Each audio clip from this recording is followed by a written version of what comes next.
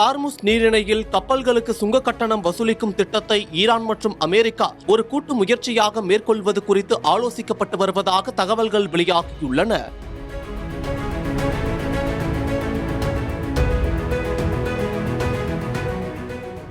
ஈரானுக்கு எதிராக அமெரிக்கா மற்றும் இஸ்ரேல் இணைந்து கடந்த பிப்ரவரி 28 வான்வழியே கடுமையாக தாக்குதல் நடத்தியது. தொடர்ந்து 6 வாரங்களாக நடந்த தாக்குதலில் ஈரானில் 2000க்கும் மேற்பட்டோர் உயிரிழந்துள்ளனர். இதற்கு ஈரானும் பதிலடி கொடுத்தது. ஈரான் இஸ்ரேல் இடையே நிலவி வந்த போர் சூழலால் ஆர்முஸ் நீரிணை முடக்கப்பட்டிருந்தது. இதனை திறப்பது உலக நாடுகளுக்கு எண்ணெய் விநியோகத்தை உறுதி செய்ய மிக முக்கியமானதாக கருதப்படுகிறது.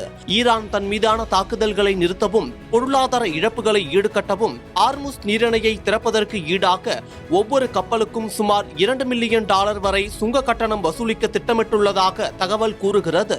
அமெரிக்கா மற்றும் ஈரான் இடையே 2 வார கால தற்காலிக போர் நிறுத்தம் அறிவிக்கப்பட்டதை தொடர்ந்து இந்த பேச்சுவார்த்தைகள் தீவிரமடைந்துள்ளன. இந்த நிலையில் அமெரிக்க அதிபர் டொனால்ட் ட்ரம்ப் ஆர்முஸ் நீரிணையில் சுங்க கட்டணம் வசூலிப்பதை ஒரு கூட்டு திட்டமாக செயல்படுத்த தாங்கள் சிந்தித்து வருவதாக தெரிவித்துள்ளார். இதன் மூலம் அந்த பகுதியை மிகவும் பாதுகாப்பானதாக மாற்ற முடியும் என்று அவர் குறிப்பிட்டுள்ளார். மேலும் இது ஒரு அழகான விஷயம் என்றும் கூறியுள்ளார். இதனால் ஆர்முஸ் நீரிணையை கடந்து செல்லக்கூடிய கப்பல்களுக்கு சுங்க கட்டணம் வசூலிப்பது பற்றிய ஈரானின் முடிவை ட்ரம்ப் வரவேற்பது போன்று கூறியுள்ளது கவனம் பெற்றுள்ளது.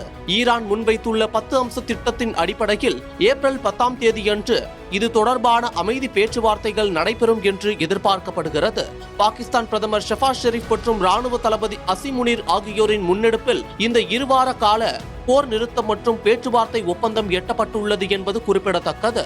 தற்போது அறிவிக்கப்பட்டுள்ள போர் நிறுத்தம் 2 வார காலத்திற்கு மட்டுமே செல்லுபடியாகும்.